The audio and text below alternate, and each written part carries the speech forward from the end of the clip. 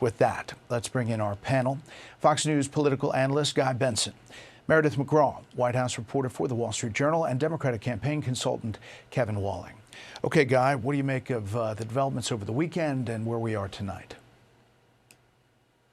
Well, I think the shakeup from President Trump was necessary because this incident over the weekend, not handled well at all. Some of the assertions being made by high-ranking officials were not true. They were demonstrably untrue to a lot of impartial observers.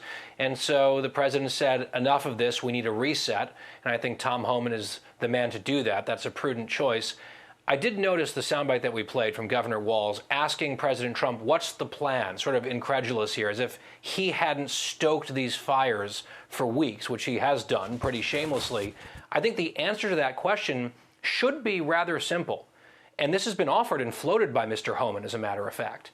They will pull back the footprint of these street operations and probably the number of personnel on the ground in Minnesota, the feds that is, in exchange for a reduction or an alteration of these sanctuary policies in Minnesota and in Minneapolis, wherein criminal illegal migrants in custody are transferred in an orderly fashion in a safe, controlled environment in jails.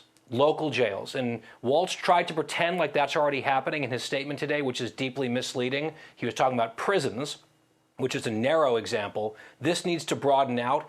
If that can happen, it's an obvious compromise. It should have been the deal from day one. Then perhaps some progress can be made here.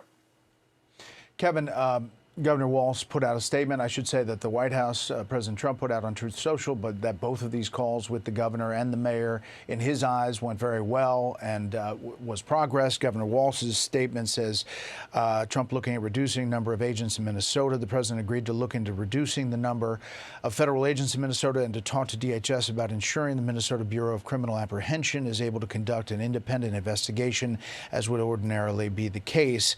Both of these leaders saying that the call was fruitful, but obviously we got to this point where it's a powder keg on the ground.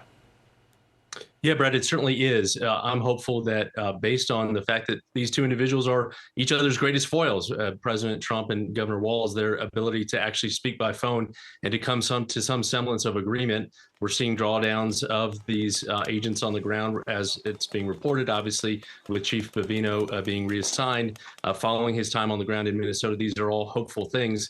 And the fact that, as you pointed out at the outset, you saw an editorial from the New York Post in line with the New York Times, Washington Post, and the Wall Street Journal. I can't remember a time when these four publications were so in line in terms of messaging, calling for this drawdown, calling for some cooler heads to prevail, and calling for some deep breaths on the ground as we assess what has happened and what is to come in the coming days and weeks. Meanwhile, Meredith, we have this battle over funding. The Democrats, talking to Brit Hume, and I think he's right, see as an upside politically in this moment. Take a listen to some of that. We should not be passing any money to DHS so that they can continue the kind of harassment and execution, as we just saw, by ICE of American citizens.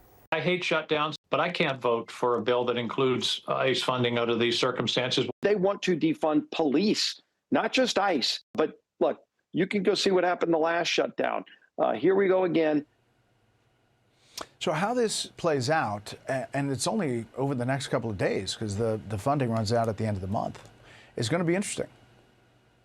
Well, I do think this increases the odds that we may be heading towards a government shutdown. We've heard not only from Democrats who are criticizing how things have been handled in Minnesota, but Republicans too, calling for investigations and asking for the administration to look further into what happened. And Democrats are pushing Senate Majority Leader Thune to spin off DHS funding from the appropriations bill that is coming on Thursday to renegotiate, but it's unclear if Republicans really have any appetite for that. And we heard from White House Press Secretary Caroline Leavitt, who said that they want to see the appropriations bill passed in full, but we'll have to see how this progresses over the next few days. Yeah. But Guy, I mean, we're explaining it here, and maybe people don't make the connection between DHS and ICE, but ICE is funded already.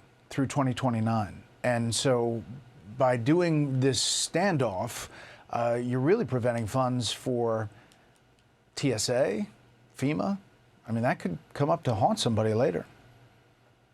Yeah, so another potential government shutdown driven by the Democrats for political posturing to try to satiate a ravenous base that just wants to see resistance.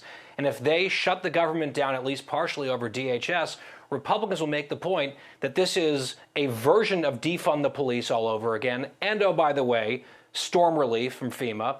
And by the way, airport security if you're a member of the traveling public. I'm not sure if the Democrats have thought this through, but overall, their posture is resist at all costs, and we'll see where they go. Hey, Sean Hannity here. Hey, click here to subscribe to Fox News YouTube page and catch our hottest interviews and most compelling analysis. You will not get it anywhere else.